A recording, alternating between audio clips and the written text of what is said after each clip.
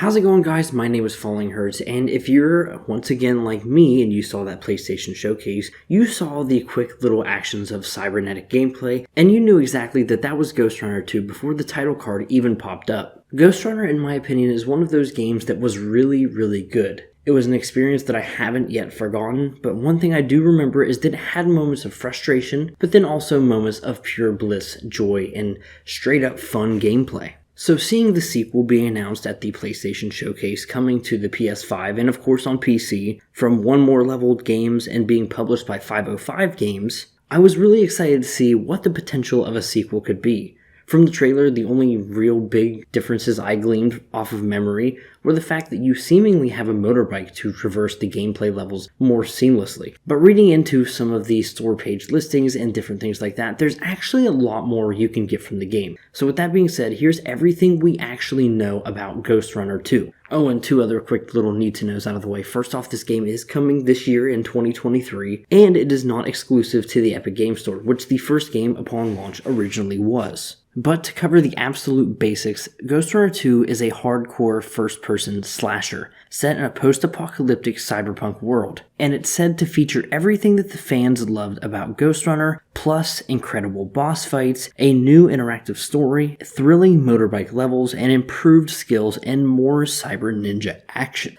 Continuing on, we of course learn that this takes place about 1 year after the events of the first game, and it says that blood will run in this post-apocalyptic cyberpunk future that takes place after the fall of the Keymaster, a tyrant who ruled over Dharma Tower, the last refuge of humanity. The player has the power to shape the future of humanity and take on the violent cyber ninja AI cult that has taken shape outside of Dharma Tower, making for a truly epic and unforgettable experience. That was a mouthful of a sentence. Please shorten that up just a little bit. But once again, they really show off that there are incredible boss fights, a deeper exploration of the world beyond Dharma Tower, which was the only location featured in the first game. There's also worthwhile combat improvements, non-linear levels with complex motorbike sections, exciting new modes, and all the action you loved about Ghostrunner. Now, one thing I really want to focus in on here is the non-linear levels with complex motorbike sections. What I'm going to have to assume this actually means is that individual sections of gameplay are going to be separated by large traversal areas where you're going to need the motorbike to kind of move around, and of course that's going to be interactive.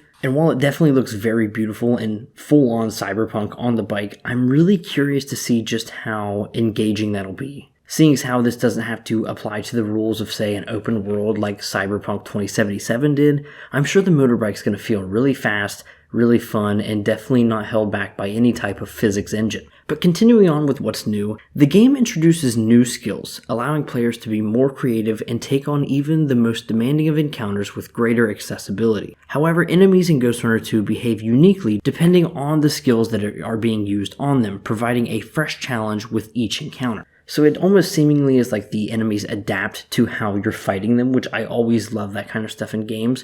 But the fact that there is maybe some degree of more accessibility is also a really good thing, because the first game was pretty tough. I mean, I didn't have a super hard time, but it was definitely hair trigger. You know, one hit and you die. That's pretty rough for a lot of people. The game's level design is more versatile, with multiple ways to play. Boss fights are way more interactive, giving players freedom to choose how to survive battles against the toughest opponents. The player progression system has been completely redone, providing opportunities to experiment and customize gameplay. The new dialogue system allows players the choice to dive deeper into the lore and the plot, and there are even more enemy types, including some that are returning but have been redone to fit the gameplay in this game. The new interactive environment includes exploding barrels, destructible walls, neutral entities that can help the player, and more improvements that add excitement to the combat. So overall, in the minute-to-minute of the gameplay of these levels, between the larger sections with the motorbikes and then all of the combat changes explained here, even if we are only hinted at what exactly these mean, make me really excited for this game. Like, I can't explain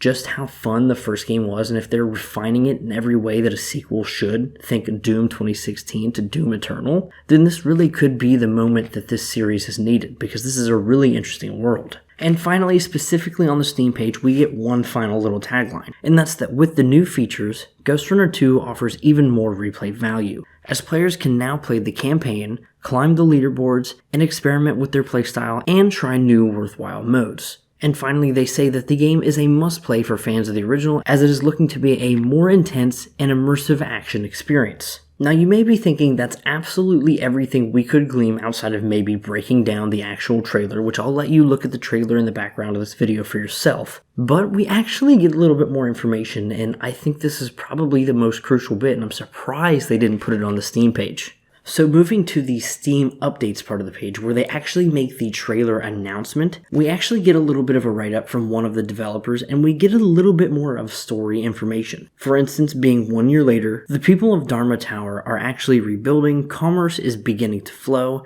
and things are finally starting to look up for the future. But then once again it says that as the Keymaster is dead, there is a power vacuum that develops, with even deadlier enemies looking to conquer Dharma Tower. But circling back around to some of those interesting and hopeful parts of the story, it's interesting to think that the new dialogue system allows for diving deeper into the lore and plot of Ghostrunner 2. Jack can interact with NPCs that are now his friends from the Climbers faction. And this is the biggest piece of information that I'm not seeing anywhere else, and that is that there's now a central headquarters base of operations where Jack can take a break from his missions and seemingly interact with NPCs there. And then from then on, we get like a quick little breakdown of a bunch of other key aspects of the game.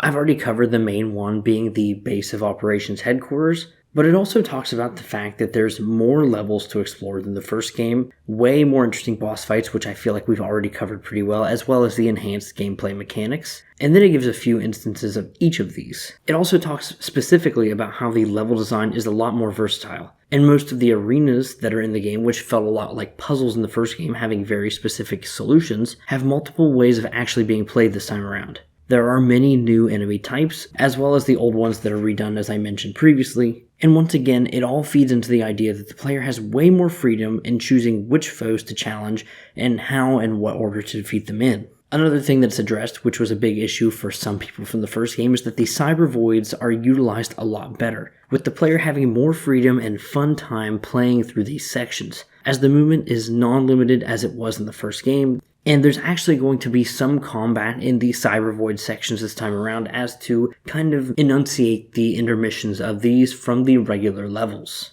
And once again, it talks a little bit more about the bike, basically saying that you're going to have to basically stay on your toes the whole time you're on them, and that the levels that feature the motorbike are some of the most complex in all of Ghostrunner. But really, as we look at the motorbike, the expanded levels, boss battles, and even gameplay mechanics as a whole, as well as the promised tweaks and adjustments from the major criticisms of the first game, I walk away really excited for Ghostrunner 2. I'm planning, since the first game is relatively short, to go back and re-review Ghostrunner in 2023 before the launch of whenever this game is. But if you're curious when that's going to be, or looking for a review of Ghostrunner 2, as I will be playing day one, consider subscribing. My name is Falling Hurts. Thank you so much for watching this video, and goodbye.